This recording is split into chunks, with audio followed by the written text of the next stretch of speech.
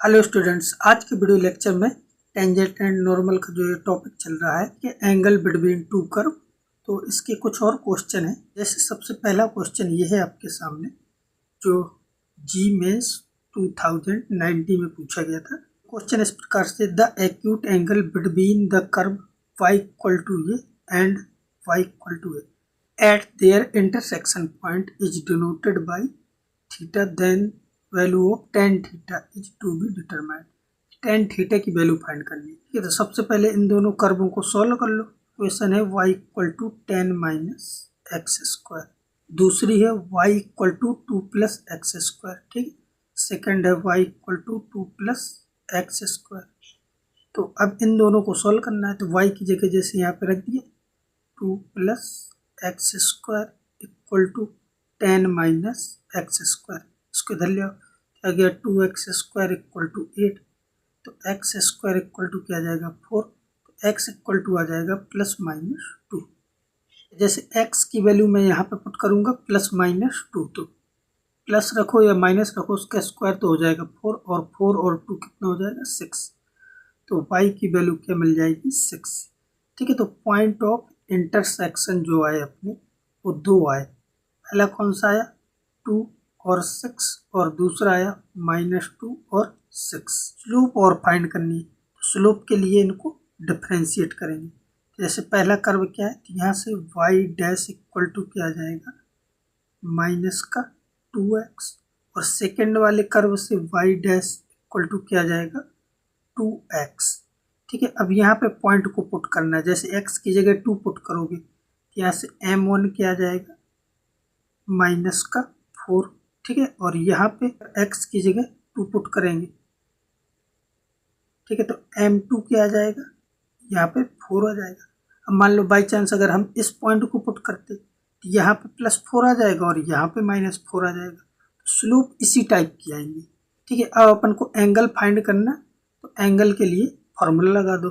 Formula क्या होता है, ठीक है, तो tan theta equal to, formula क्या था m2 minus m1 upon 1 plus m1 m2। ठीक है, इसमें पुट कर दो, तो tan थीटा इक्वल टू क्या आ जाएगा m2। ठीक है, तो m2 4 है, m1 -4 है। तो m2 क्या है m2 4, m1 -4, तो +4 हो जाएगा। 1 अपॉन 4 और -4, तो कितना हो जाएगा 16। ठीक है, तो 4 4 ऊपर क्या मिलेगा 8, और नीचे क्या मिलेगा 15। ठीक है, तो 8 अपॉन 15, tan थीटा ही पूछा था उसने। ठीक है, तो वापस क्वेश्चन में आ जाते, tan थीटा क्या आ जाएगा 8 अपॉन 15।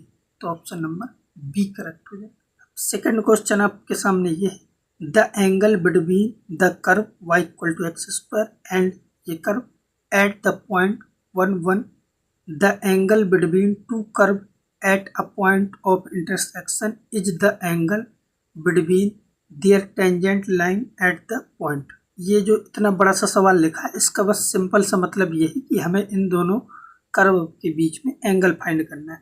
अच्छा, इस बार पॉइंट ऑफ इंटरसेक्शन दे दिया इसने। ठीक है, तो पॉइंट ऑफ इंटरसेक्शन क्या है अपने पास 1 और 1। ठीक है, तो इसकी ज़रूरत नहीं है कैलकुलेट करने की।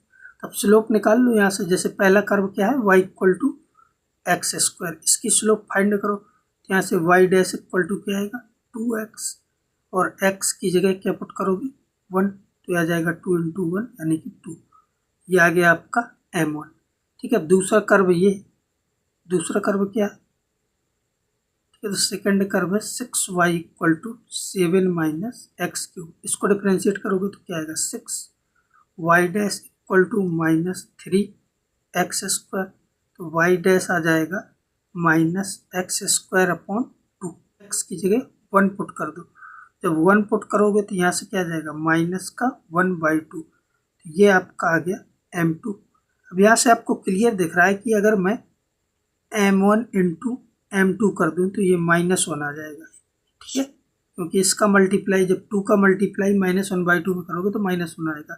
और अगर m1 इंटू m2 -1 अगर आ गया है, तो इस बात का मतलब क्या है कि थीटा आपका क्या होगा π/2, और कर्व क्या होंगे ऑर्थोगोनल। ठीक है, तो एंगल ही निकालना था, तो एंगल क्या आ जाएगा π/2 यानी कि 90 डिग्री। ठीक है, तो ये बहुत ईजी क्वेश्चन था।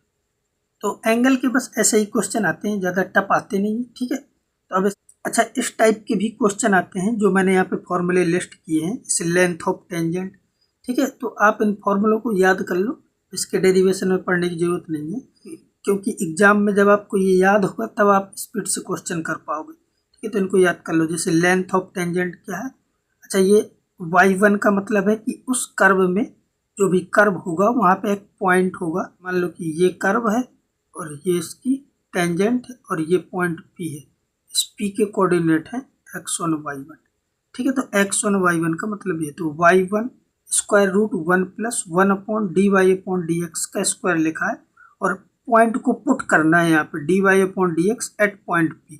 ठीक है, ये देखो अलग से दे दिया, इसका मतलब क्या है कि पॉइंट को पुट करोगे तो यहाँ से आएगी लेंथ ऑफ टेंजेंट। इसी प्रकार लेंथ ऑफ सब टेंजेंट, इसका फॉर्मूला है y1 upon dy upon dx at point P। ठीक है, इसका सिंपल मतलब है y1 अपॉन y डैश। ठीक है, और ये y डैश जो मैं लिख रहा हूँ ये सब पॉइंट P पे है, मतलब पॉइंट को पुट करके जो भी आएगा। ठीक है, और लेंथ ऑफ नॉर्मल का मतलब है y1 into square root 1 plus y dash का स्क्वायर। ठीक है, ये लेंथ ऑफ आपकी क्या है? नॉर्मल। इसी प्रकार लेंथ ऑफ सब नॉर्मल, अच्छा ये माइनस नहीं है। ठीक है, लेंथ ऑफ सब नॉर्मल ये है y1 इंटू y डैश। ठीक है, तो ये आपके फॉर्मूले। इन फॉर्मूलों, अब इसमें डायरेक्ट क्वेश्चन आता है। ठीक है, length of tangent, length of sub tangent, तो जब आपको ये फॉर्मूले याद होंगे तभी आप कर पाओगे। जैसे हम एक क्वेश्चन करते हैं, जैसे ये क्वेश्चन है आपके सामने, तो ये आपके पॉइंट है। ठीक है, ये क्या है? x1 और ये क्या है? y1। ठीक है, और वही सारी चीज़ें निकाल ली, लेंथ ऑफ टेंजेंट, सब टेंजेंट, नॉर्मल, सब नॉर्मल, सारी चीज़ें। तो ये कर्व है कोई। ठीक है, तो यहाँ से y डैश निकाल लो। ठीक है, तो चलो dy upon d x equal to क्या आएगा? तो इसका डेरिवेटिव लोगे तो ये आएगा 6x प्लस 5। ठीक है, और पॉइंट को पुट करना होता है, जब हम पॉइंट को पुट करेंगे। ठीक है, तो यहाँ से आएगा, चलो y डैश बोल रहा हूँ, y dash at point P, point जो भी है।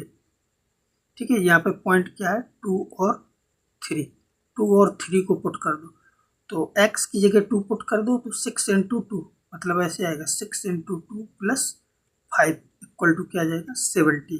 जैसे हमें सबसे पहले क्या निकालना है? Length of tangent. तो नंबर 1 लेंथ ऑफ टेंजेंट। ठीक है, तो लेंथ ऑफ टेंजेंट का फॉर्मूला क्या होता था? y1। अच्छा, ये सारी डिस्टेंस है, तो चाहो तो इसके बाहर मोड भी लगा सकते हो, जैसे फॉर्मूले में ये मोड लगा था बाहर। ठीक है, तो ये सब डिस्टेंस है, तो नेगेटिव तो वैसे भी नहीं होगी। ठीक है, तो चाहो तो लगा सकते हो। फिर क्या आएगा? Square root 1 plus 1 upon y dash का स्क्वायर। ठीक है, ये था फॉर्मूला। तो y1 क्या है? 3।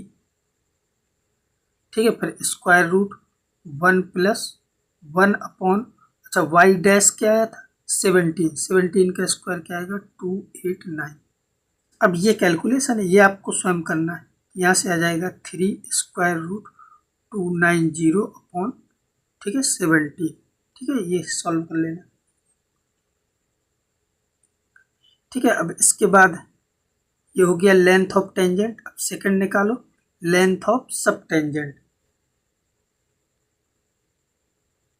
ठीक है, तो लेंथ ऑफ सब टेंजेंट, इसके लिए क्या होता है फॉर्मूला?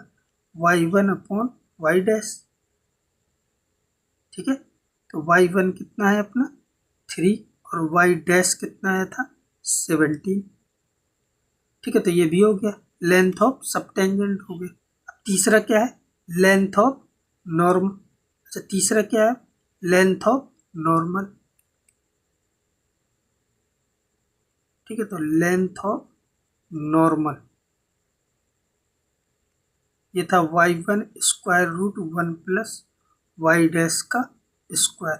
y1 है 3, स्क्वायर रूट 1 प्लस, और वाई डैश कितना आया था? 17, इसका स्क्वायर 289। क्या गया? 3 स्क्वायर रूट 290। अब लास्ट क्या है? चौथा, तो लेंथ ऑफ सब नॉर्मल। ठीक है, लेंथ ऑफ सब नॉर्मल। ठीक है। तो इसका क्या था, ये था y1 इंटू वाई डैश, ठीक है। एट पॉइंट पे ही चल रहा है, वो अपन कैलकुलेट कर चुके हैं। तो y1 है 3 और y डैश क्या आया था 17, ठीक है। तो ये आ जाएगा 51। तो बस ऐसे कैलकुलेट करने हैं। तो बस अगर फॉर्मूले याद है तो इनमें फिर कोई प्रॉब्लम नहीं होने वाली, ठीक है। तो अब ये टेंजेंट एंड नॉर्मल का लास्ट लेक्चर था। अब इसके बाद अपना नया टॉपिक शुरू होगा मोनोटोनिसिटी, यानी कि इंक्रीजिंग डिक्रीजिंग वाला चैप्टर।